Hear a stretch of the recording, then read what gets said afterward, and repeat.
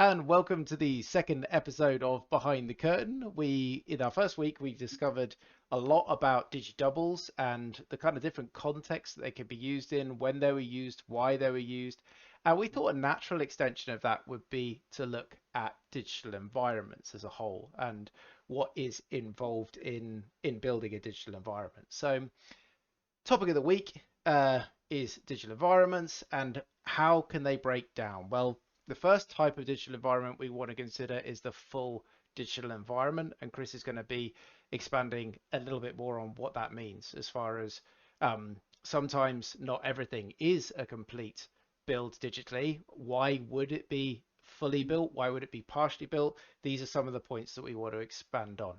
The second next development in environments is a set extension. So normally where you have something that is real and in camera, and then you need an element of the shot to be digital for some reason. So we're going to explore different reasons for something being a set extension instead. And then look at something called a digital map painting. So um, there are different tricks for how complex a actual digital environment needs to be. Some solutions need to be done in 3D. Some solutions can be done in 2D. And this is where different skill sets from different artists will come in. So it's an important distinction because if you get excited about environments, it's important that you get excited about the associated skill set that is involved in that shot because it actually can change quite a lot. And then the final area is kit bashing because I mean, Chris, would you agree that kit bashing is becoming just more and more of a feature of everyday VFX? Yeah, it's huge, especially now with the Unreal Engine becoming more and more a thing every day. And obviously the Unreal Engine was made for games, but as far as visual effects is concerned, it's basically a massive platform for kit bashing. Allows you to create environments incredibly quickly that look photoreal. So it's really changing the nature of the game in visual effects, especially for environments. And not wanting to get into sort of a side topic because kit bashing could be its own weekly sort of behind the curtain itself. But Yeah. I think it's important that you don't think of kit bashing as cheating. I think I've taught a lot of students that have had so this pre-concept that, oh well, if you're just taking other bits of work and putting it in, then oh, you're not really doing it. And when you're doing VFX commercially and you're trying to be as efficient as you can to produce the most beautiful, stunning result as you can. If you didn't kit bash these days, I think you'd be at a massive disadvantage. Like, would that be fair? Yes. So, I mean, to clarify what we mean by kit bashing, it's using pre-existing bits of kit essentially to build things. So, for example, if you wanted to make a cityscape, it would be just downloading pre-made objects of buildings, and then you can just put them around the place. But the name actually comes from, it predates visual effects. And it's when practical artists would be just reusing bits of kit, and bashing it together. And I think if you think about it in that context, it doesn't seem like a cheat. If you were to take a Nerf gun and spray it in silver and put some wires on it and start to make a really convincing practical science fiction asset, a prop, people would praise your ingenuity there. Yeah. In visual effects, it's the same thing. And ultimately, because we're working in film, because we're working in a creative medium, it's not like we're doctors. It's not like we're in a medium where making mistakes matters. Everything is a cheat, really. Yeah. That doesn't mean that we don't have a solid approach, a solid structure to what we do, but at the end of the day, if it looks right, it is right. And as long as you're not plagiarizing anyone's work or breaking the law, you can cheat as much as you want. And maybe the more you cheat, the better, because it allows you to get to an end result more quickly, which is very useful. Yeah. And that collaboration of bringing in, you know, genius from other people, like, Yeah. artistic input from other people can often produce a better final result. And that's important to maintain. So we're going to move across to the video screen now because I think, Chris, you've got a few examples that you were sort of wanting to work over. So we're we're with Black Panther again. Do you want to sort of talk about why you've chosen this first shot? Well, I mean, pretty much every shot within this trailer will have some form of digital environment. So actually, like, there's a whole bunch that we can break down here. But the fact that we see it so commonly in the trailer gives you an indication of how common a thing it is, and much more so than digidoubles, and also much more accessible than digidoubles. Some of the stuff that we'll touch on, you could learn to do really very quickly. For example, the digital map painting, which we will come to shortly, is something that you could learn to do in a very basic level in a couple of weeks, because it might be just a digital map painting could be literally just taking a photo of some clouds and putting it in the background behind someone, and that's literally all that there is. So working with digital environments, there's a bunch of different ways to do it, but you'll find yourself needing to do it quite a lot. So can you expand a little bit around that point? Sorry. So you're talking about digital map painting as a process of just painting, and then you're talking about digital environments. So when a digital environment isn't a painting, what is it?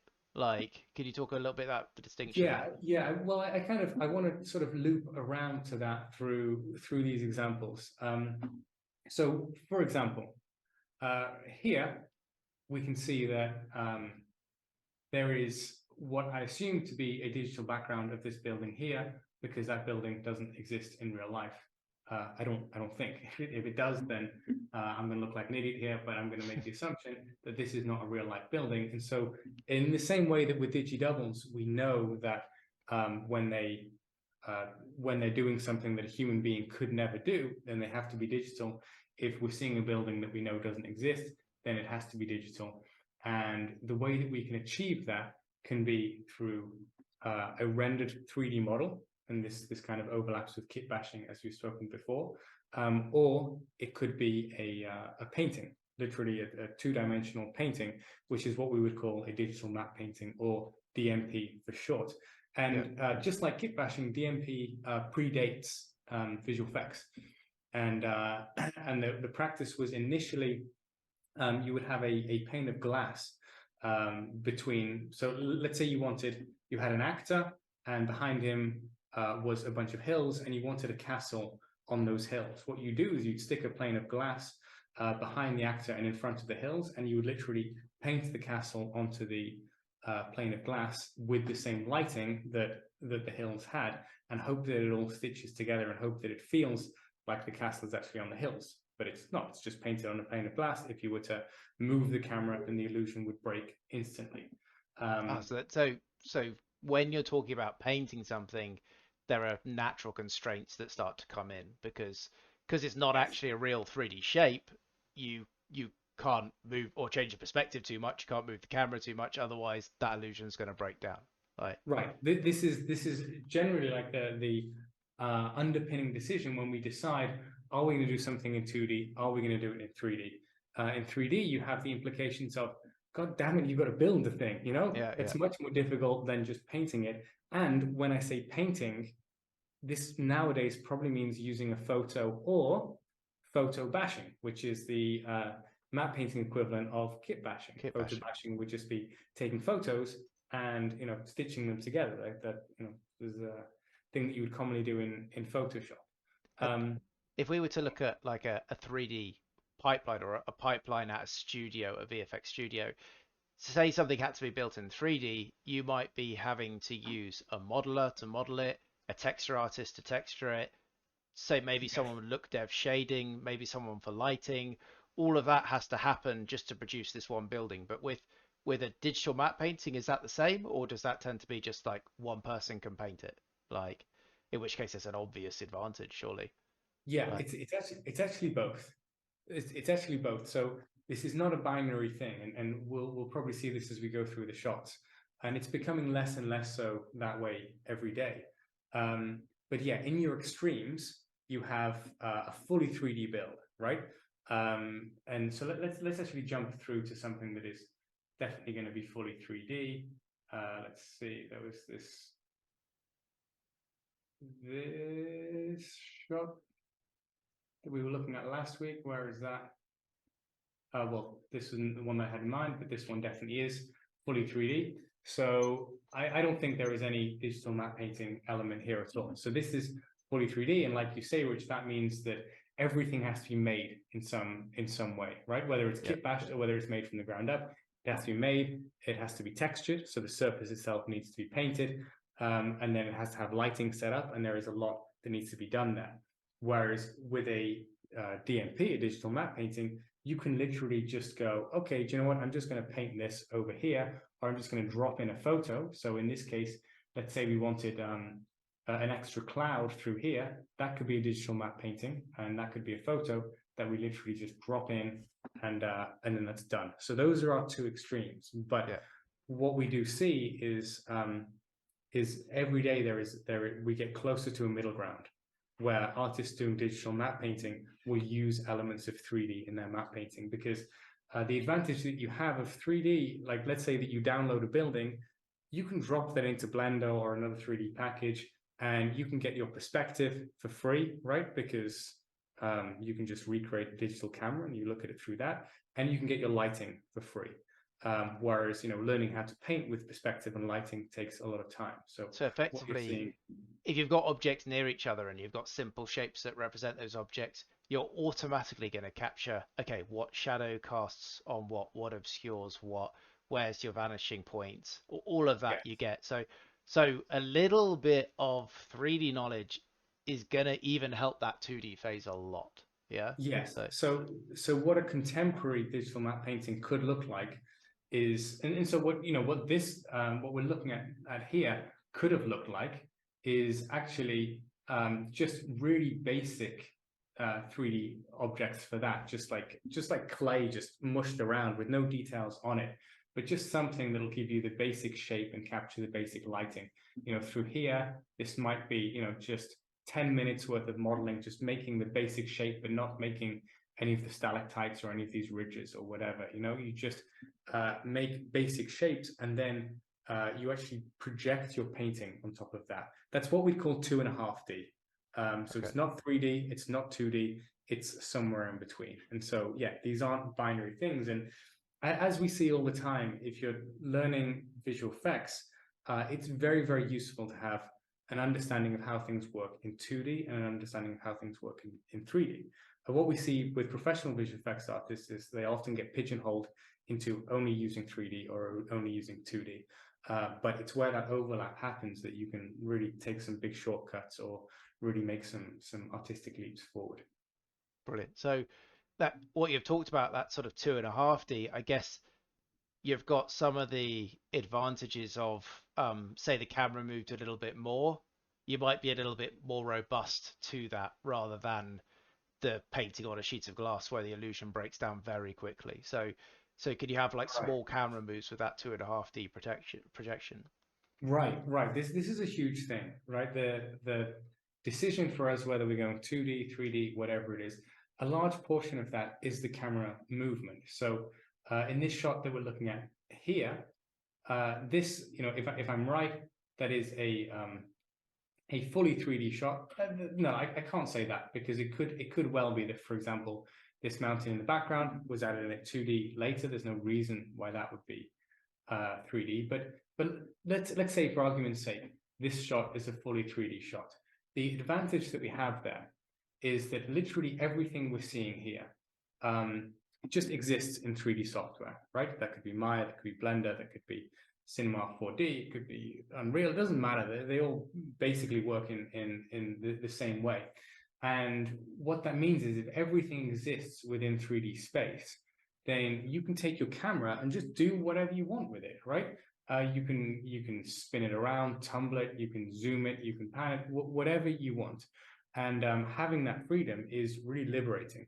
It's actually often a common weakness, especially with visual effects students. A weakness of their shot is that they do anything with the camera. And a lot of times, if we want to make our visual effects work feel realistic, then we kind of want to lean on reality a little bit. What could a camera do in real life? Yes. Yeah. And sometimes when we're setting up cameras, we will do it with real world constraints. I mean, you'll often want to do it with very literal constraints in terms of exactly what is the focal length, exactly what is the sensor size of the particular camera that you're looking to use. Exactly what would the distortion be of this lens that you're saying that you're using.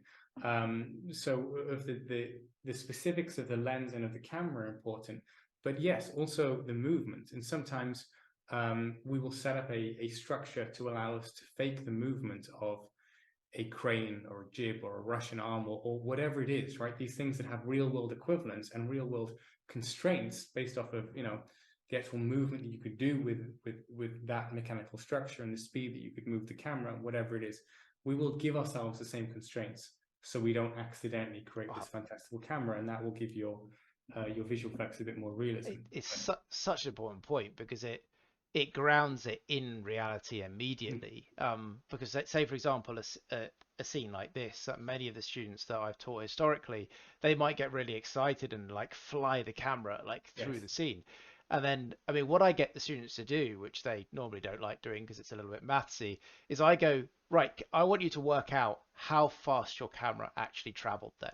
Like, because literally in 3 seconds we've flown over an entire mountain, and that mountain feels to me like it could be about a kilometer. Yeah. So if it's traveling, you know, 3 seconds in a kilometer, that's 330 meters a second. That's what, approaching the speed of sound. Like, Mm. is that what your cameraman was doing?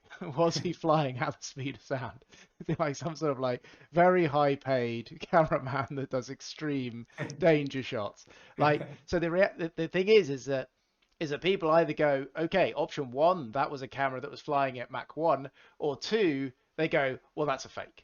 And instantly they realize this is all an illusion and it's not reality because of something as simple as the camera move. So what you're saying there about going, well, let's think about what the camera would do in real life. If it was on a crane or a jib, it could probably move 4 meters. That's it. How big's 4 meters relative to this mountain?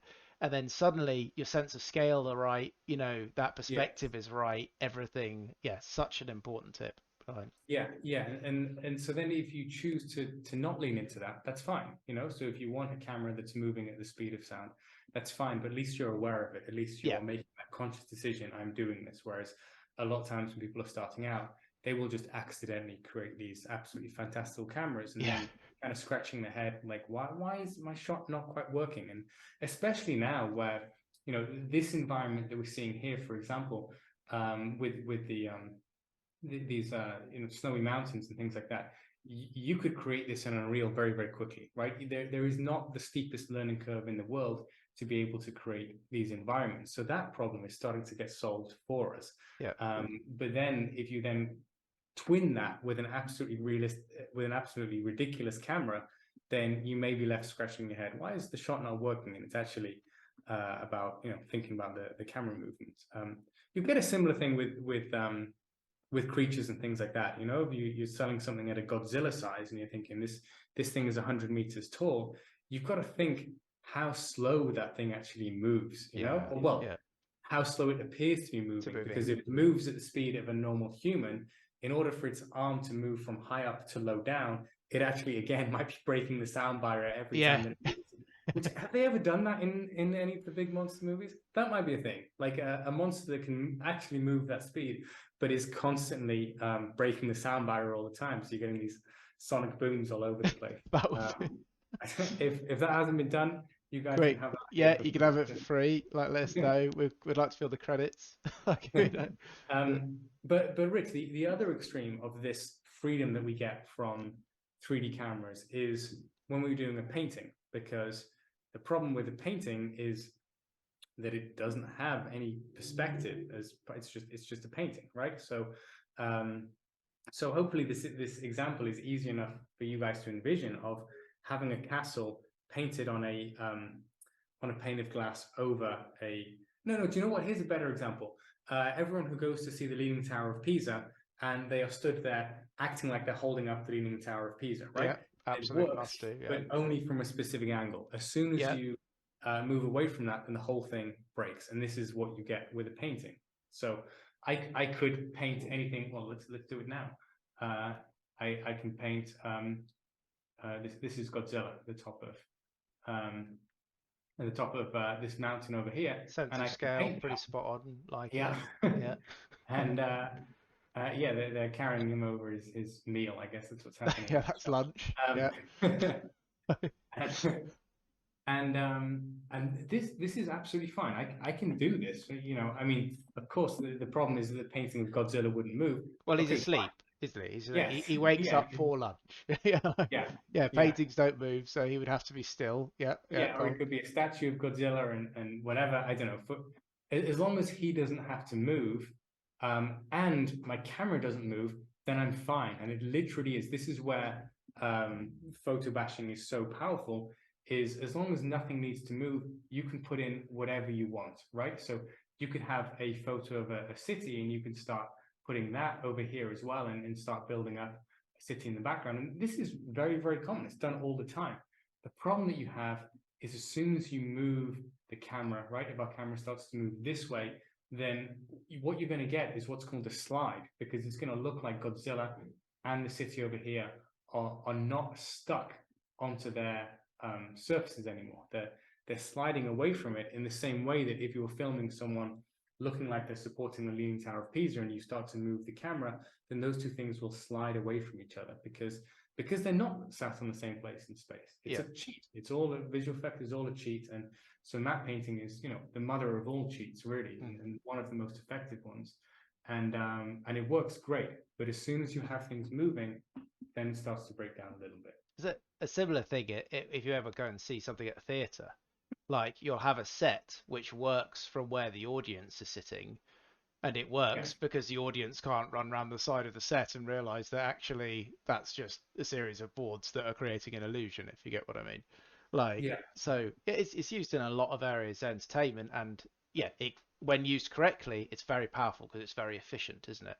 Like to get to something that is sort of convincing and photographic or whatever you Yes. need it to be.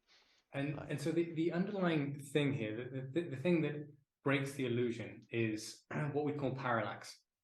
And that's a really important concept to understand in 3D because we'll discuss in future. It comes to bite us when we're doing camera tracking, when we're doing scanning, even scanning of sets using photogrammetry. There's a whole bunch of places where it's just important to understand what parallax is. And the best way that I think I've come up with to explain this, and Rich, let me know if you've got a better one, but um, if you if you just if you just stood there and you look around with your eyes, there is no parallax there. You can't introduce any new information that isn't already there. You can see things that are higher and lower or whatever, but you can't see another side to a surface.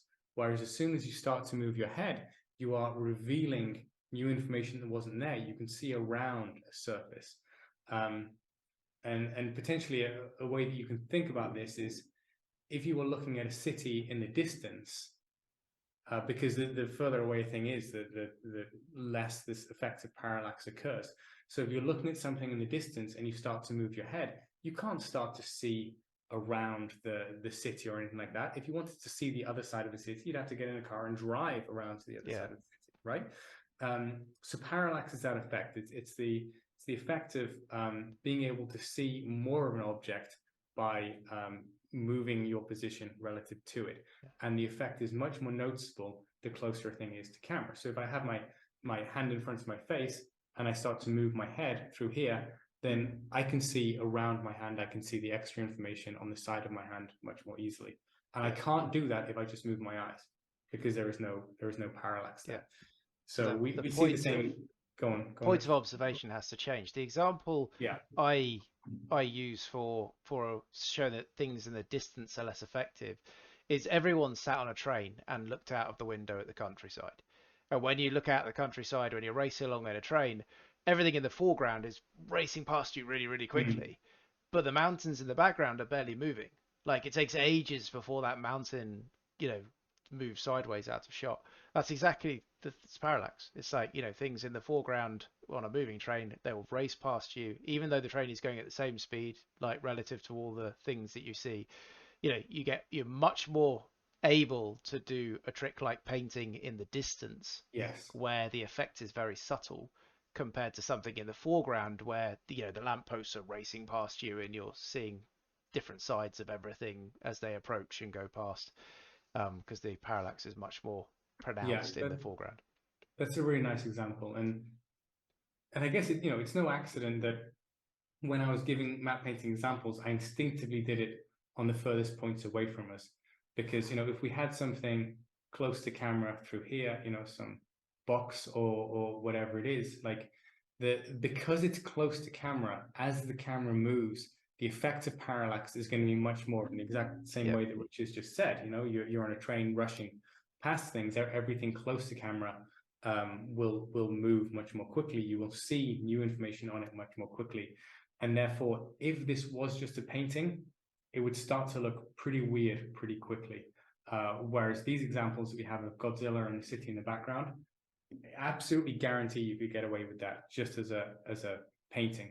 Of course, you would have the problem where the camera moves, where you go like, okay, how do I get that to actually stay on the surface? But there are ways that you can pin that stuff in place, essentially. Yeah. So this is an important tangent for us to take, I think, because if you're doing what we'll be doing here and kind of looking at each shot and going like, okay, would that be matte painting? Would that be 3D? Would that be kit bashing? Whatever. You're going to need to know that all of these shots will have gone through a process where someone has gone, do you know what? I think that shot is fully digital. I think that shot is just a matte painting. I think that shot is 2.5D. And various permutations in between, and once you're comfortable with what the pros and cons of these various approaches are, then suddenly it'll start to become quite obvious when you use which approach. Yeah, which triggers which. I mean, so in our bullet point list at the very beginning, the first one was full digital environment. I guess this is the best example of a full digital environment. Like, Yeah, that there's everything here has had to be solved digitally, like either through building things that are closer to camera in 3D and putting them through the whole full pipeline, and then having the advantage of maybe relying on techniques like matte painting, digital matte painting for things that are further away from camera. But there was probably nothing actually filmed here, like yes, that yeah, survived to the end, if that makes yeah. sense. So that there is an amazing strength to that, right? Because it means that, well, you don't have to go to a freezing cold climate to actually film it. You might not have the budget to go there. And you have the absolute freedom to do whatever you want. Like I say, the freedom to be able to do whatever you want with the camera could be amazing if you don't, overplay it. Freedom to do whatever you want with the environment is also amazing. And if we go back just a few years, then you have this huge problem of like, yeah, but I've got to learn how to make all of this stuff through here. And now, not so much. A lot of you guys watching this will have seen the kind of environments that we built in Unreal, or maybe you're even playing with it yourself. And what you're seeing in Unreal is it's a very powerful games engine, and the technology within there, the nanite technology and things that allow you to throw in so much detail, so much geometry is amazing. But what that's leaning heavily on is what's called the Quixel asset library. And what that is a massive, massive library of scanned 3D assets, things that are just scanned from real life that can then just be dropped in. So now, making a shot like this, right? If I was doing this for myself, or if I was doing it professionally, I would take much the same approach, right? I'm not going to build these mountains from the ground up. This is maybe how they would have been done for this. Is it's still done a lot in studios. So you would have someone sculpting these mountains, either using the sculpting tools in Blender or using ZBrush for sculpting. Then you'd have someone painting the mountains. But you don't need to go through that process. You could just kit bash them using Quixel, or going to kit bash 3D, for example. That's a great place for kit bashing a whole bunch of environment stuff. Even this stuff, the helicopters and these things, these will have gone through a specific design process to make sure they fit within the Marvel universe, to make sure they sit specifically within the world of Black Panther. But ultimately, if you're not constrained to that universe, then you could probably go and just find something for relatively cheap. Go to turbosquid.com or a website like that, and just find an asset that you can drop in and just put straight in there and get for free. The trickiest thing would be a structure like this, because if it's really important that you have this specific structure, it's unlikely that you're going to be able to Sort of just find that in the find that library. Yeah, specific thing. So this is where things get more expensive, is when you need bespoke solutions to things. But without that much more knowledge, you can go out and scan things just using a phone, using this process of photogrammetry that I've mentioned. And that doesn't take that long to learn either. And that's a really exciting thing, because you can do with drones as well. You can just, take a drone. We did this for Keira Knightley film called Aftermath a few years ago, but we found that was set in Hamburg. So we had to do like a 1945 Hamburg, where the whole city was, completely destroyed after being bombed out. And what we did is we found a little village in Poland that they just keep. It's destroyed for whatever reason. I don't know if they got bombed or whatever, but they keep it like that. And we flew a drone over it and through it and just took photos of it from every angle, which allowed us to get a three-dimensional scan of that.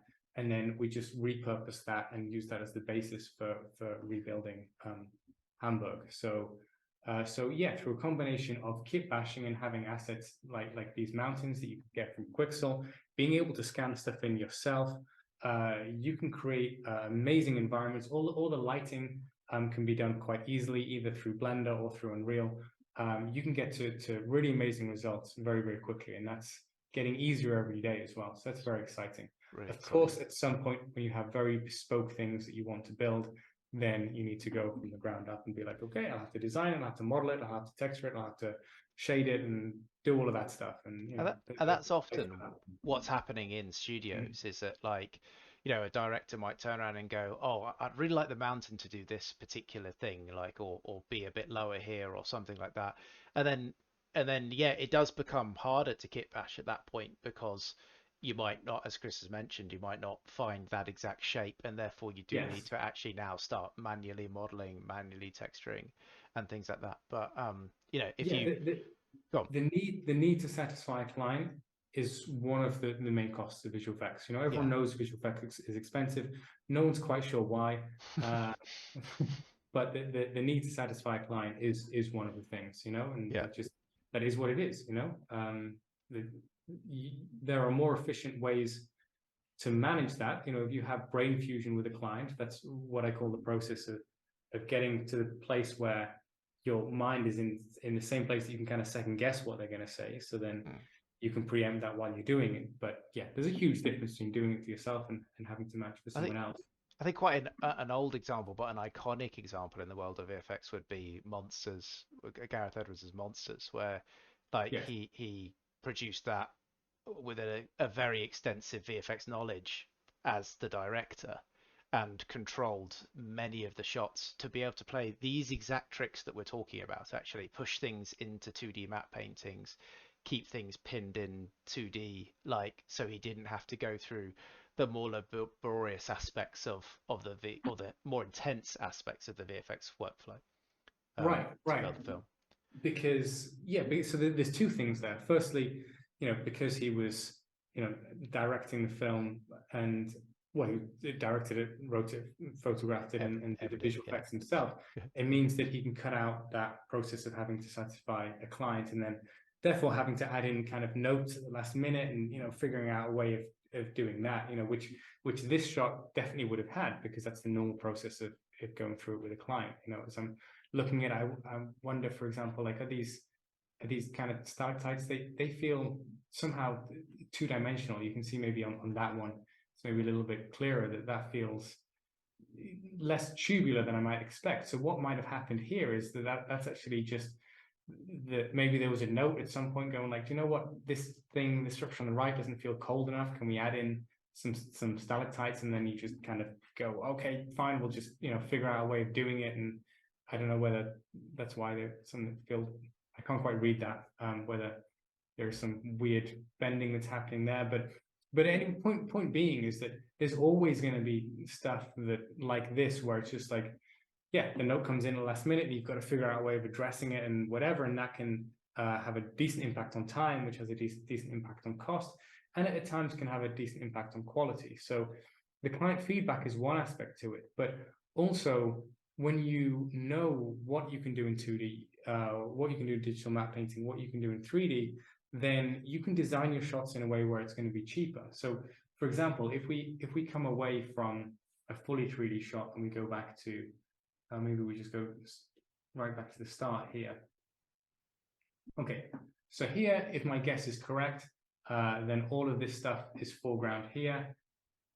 These buildings here, my guess is probably their foreground, and it's just this and maybe the mountains behind that are digital.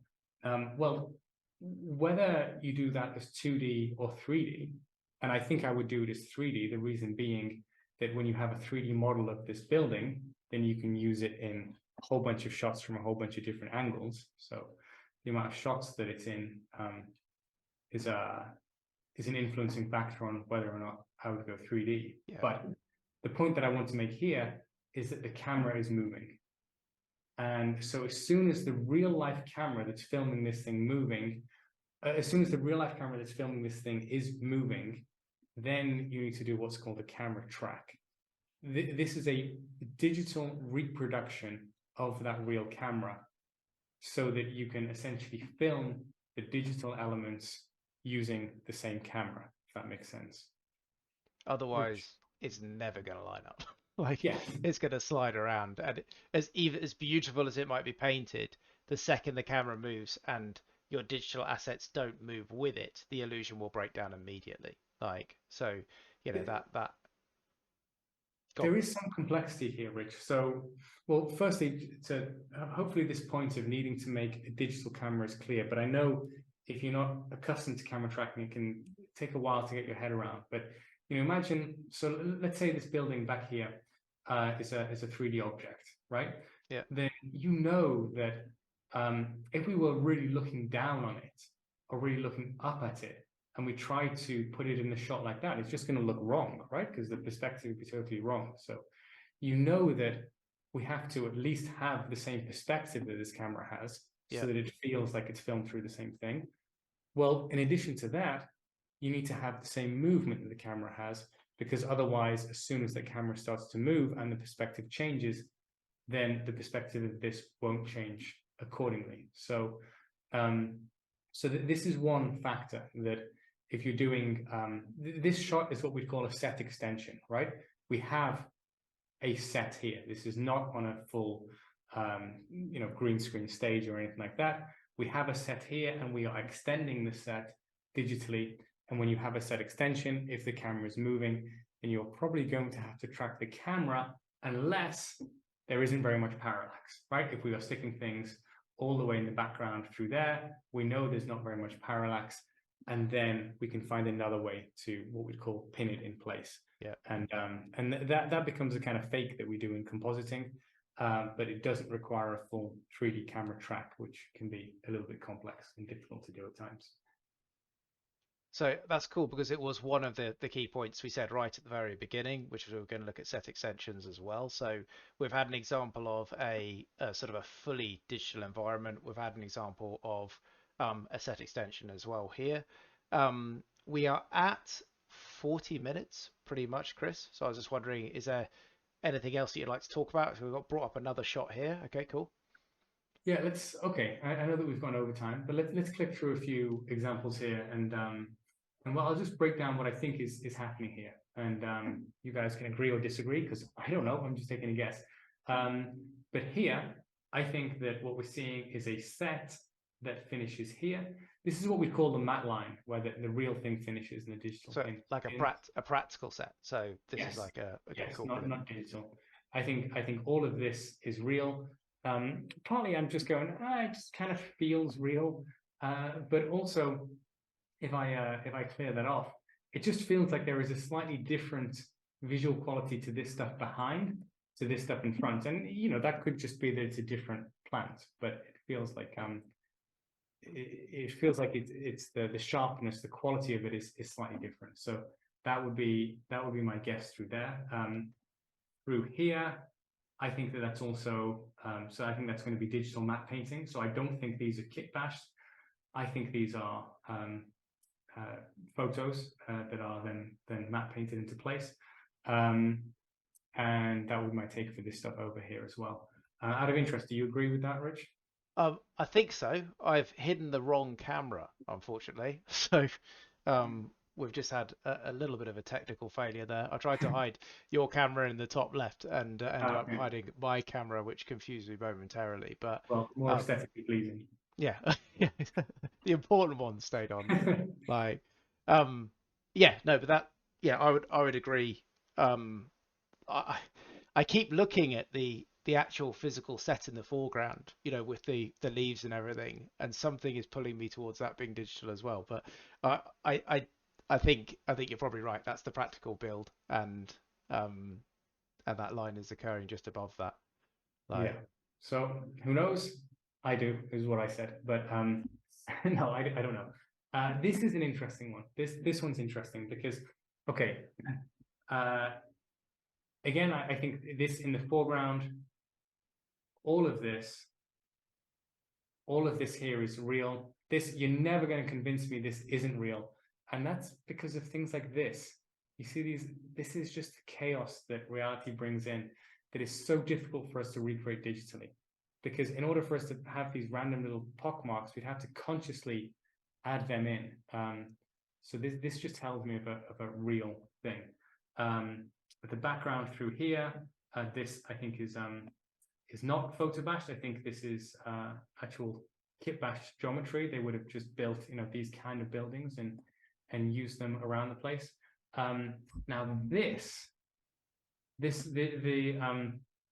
painting through here, and even this through here may well have been on the set, but it may well not have been. And this is an interesting thing that, Rich, we haven't quite touched on, but this is where you can do a set extension so it's similar to digital matte painting, but it's a very fine line to define between digital matte painting and just basic what we'd call planar tracking set extension. And this is a really, really common and really, really powerful technique that you can learn very, very quickly. And this is, so planar tracking is when you track a plane, right? So for example, this would be a plane or a planar surface, right? A flat surface. And this is something that you can learn to do very, very quickly in DaVinci Fusion if you're using free software, or any compositing software you could use, Duke, for After example, Effects or or yeah, whatever, right? You basically track a surface, and then what you can do is take an image and just pin that to the tracked surface, and as the camera moves, that image will stay in place. And this is a very simple thing to do. It doesn't take that long to learn. You don't need to learn you don't need to do a deep dive into camera tracking. And a lot of digital augmentation that you see of sets is simply just that, yeah, especially when you need to digitally age or de-age a set, right? Maybe you filmed out in the street, but it needs to be the 1950s, and you want to change, the street signage or what the writing above shops are, something like that. yeah, You don't want to go into a 3D route of remake the whole shop and then render the shot and yeah. film. No. You can just do a camera track and replace it. So And really, really valuable if you have, say, basic Photoshop experience already, yes, because then there's very few skills you're having to build on top of that to suddenly be able to influence video. And, as Chris has mentioned, removing things that are modern from a shot that's meant to be old.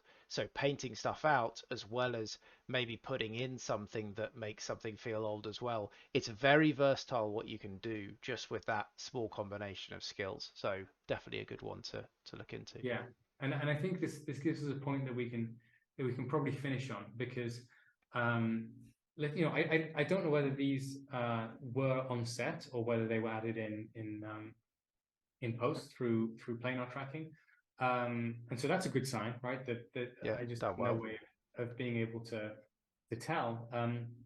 But also it points to this thing that we touched on last week, which is your best results are going to come from working through a combination of in-camera and digital.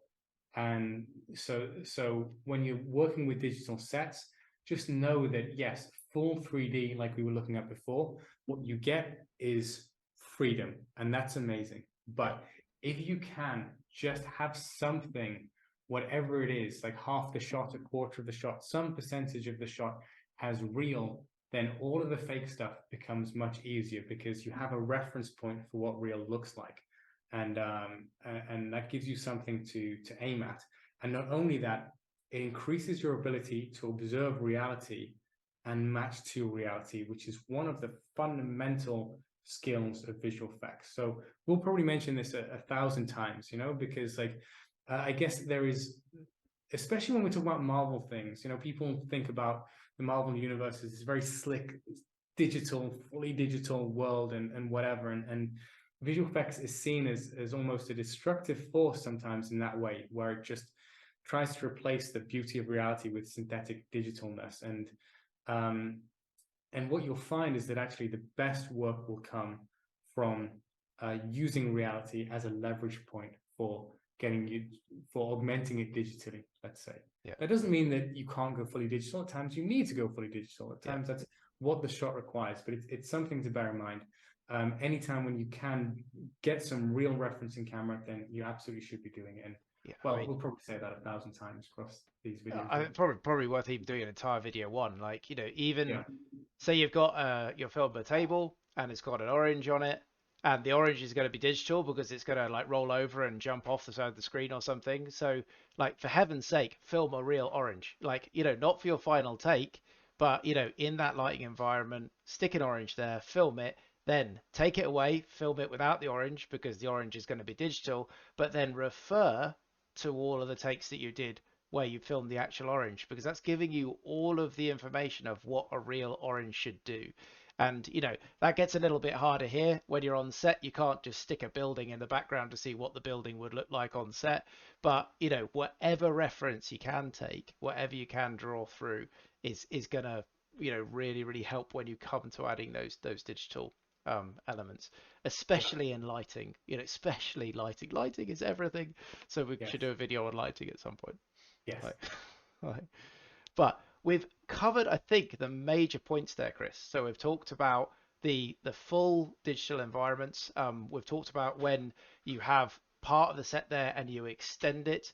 And we've also thrown in some stuff there where you are influencing parts of a real set to add or embellish parts of a real set, which are all very, very sort of prolific techniques in VFX that are Yes. key to sort of creating the magic that we see in so many different ways. But it is so interesting how those skill sets vary and how different the amount of work can be depending on whether you have played it the most efficient way you can play it. Does that make sense?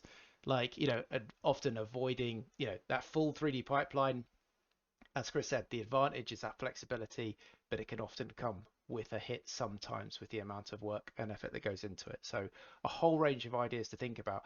I was looking to wind it down, but Chris, you're flicking to another shot here. Is that? No, well, no, I was going through each of the shots because I don't know, all of these shots have a thousand things that we can break down, and guys, for anyone watching this, it's worth just practicing that, just starting to break down shots and seeing if you can figure out what's going on. So Yeah.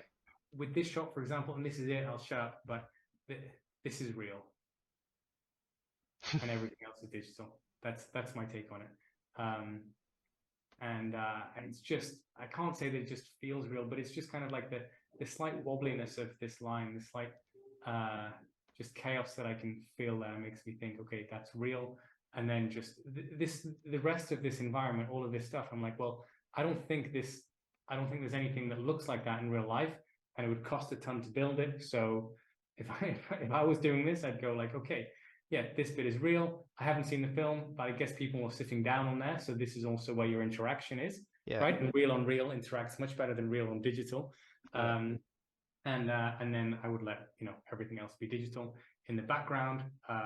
This could be kit bashing. This could even be stuff from Kitbash 3D. It's quite fun, like when you are familiar with the Kitbash kits, to then start spotting them in Spotting different them in films. there. So that could be kit bashing. They probably have their own kit bash kit for the Marvel universe. I'm actually not That sure about that's something that happened in practical effects earlier. Like when you look at like Doctor Who props and Star Wars props, like there are people that can pick out the Airfix models that they've Yeah. taken, elements from and little hatches from and things like that and stuff. So like, it's just homage to the older practical effects. But Yes.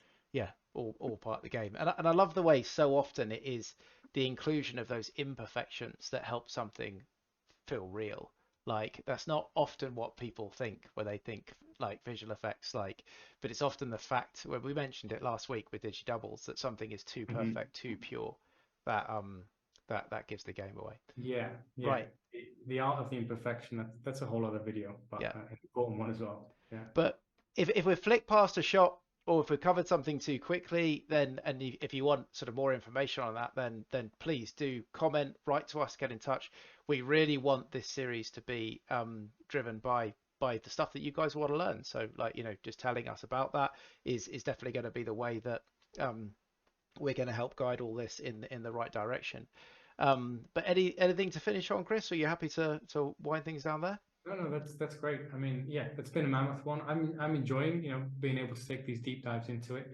But again, just let us know if it's like, no, be better if it's digestible in, 20-minute chunks, or whether the deep dive is something that, actually you appreciate. And it's like, no, let's do 2 hours. I'd be happy to do that. So Yeah. let us know. Yep. We're happy to evolve. So thanks for joining us, and we'll catch you You next guys. week.